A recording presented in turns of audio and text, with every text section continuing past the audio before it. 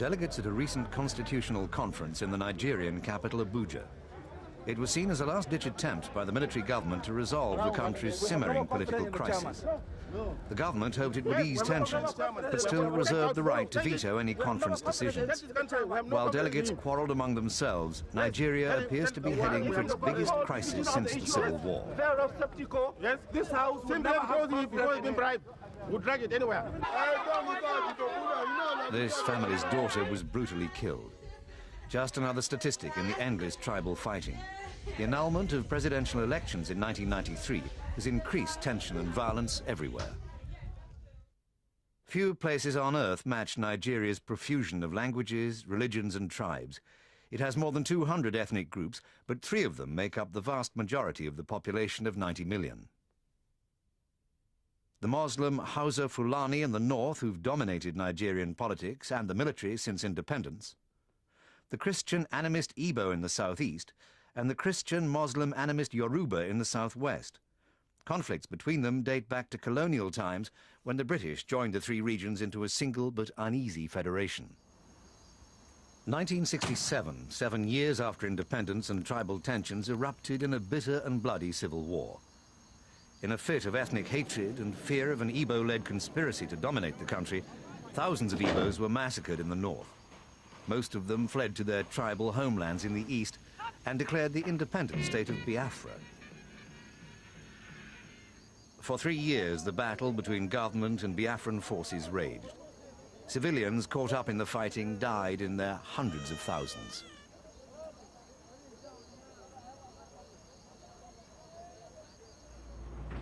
If tribalism was one element behind the war, oil, which was concentrated in Biafra, was another.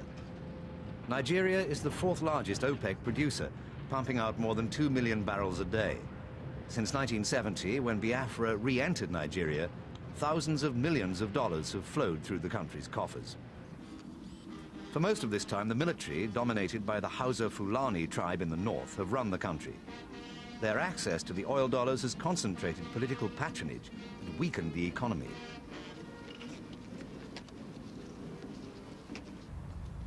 Much of the money ends up on streets like these. Government officials live here on relatively modest salaries, which by themselves could never support such a lifestyle. Nobody knows yet just how much money has gone missing. With little accountability, corruption has become all-pervasive. This man was alleged by a former Nigerian government to have stolen $2,000 million. The authorities attempted to smuggle him back from London in a crate. Today, Umaro Diko, far from being chastened by the experience, says he wants to re-enter the political arena. I'm not going to describe Nigeria as corrupt because I will never condemn my country. But I will say there are things here and there have been, and it's so with any country in the world, I say any country, there have been things that aren't quite what perhaps one would like to see them. But all the same, that is part of the human weakness. Reality for ordinary Nigerians on the streets of Lagos is more closely reflected by this blind musician. He sings about the everyday hardship of life, the corruption, and the broken promises.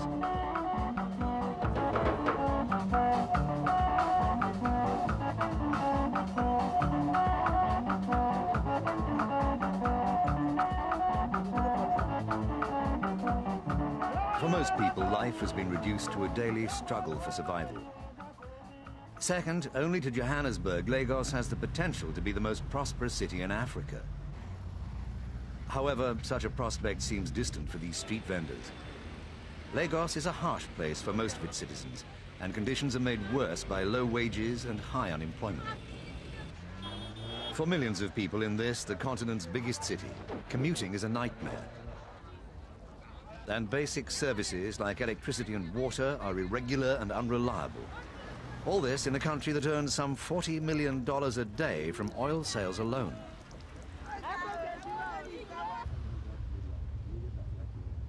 These young women, many of them from middle-class backgrounds with university degrees, are part of one of the few growth industries left in the economy: prostitution. The contrast between rich and poor is obvious and immense. While countless Nigerians are living on the edge of starvation, government officials and business people bask in fabulous wealth. A former head of state described the level of corruption. What is bad is when corruption virtually becomes a way of life, as it is today in Nigeria. State governments have to pay bribe for them to collect their statutory allocation. That budgets of departments will not be passed until they pay bribe. Investigations are rare. This one found that more than $12,000 million earned from crude oil sales during the Gulf War had gone missing. General Ibrahim Babangida was the Nigerian president when the money allegedly disappeared. He claimed his government at the time attempted and failed to change the prevailing culture of corruption. We tried to educate the ordinary Nigerian that he either shouldn't give, shouldn't accept, and where he should know that both the giver and the receiver are committing an offense by law. And we encourage the Nigerians to come forward to report erring public officers. But they are not doing that, unfortunately. So they are not helping the government to try to stamp out some of these problems. These were the scenes after General Babangida annulled the presidential elections 18 months ago. There were widespread riots, particularly in the towns and villages of the southwest. Ethnic tensions were at fever pitch when a member of the Yoruba tribe in the region, Mashood Abiola, appeared to have won the poll, only to have his and the people's ambitions thwarted by the general's intervention. The unrest set a pattern for what was to come, as disillusionment and anger swept the country.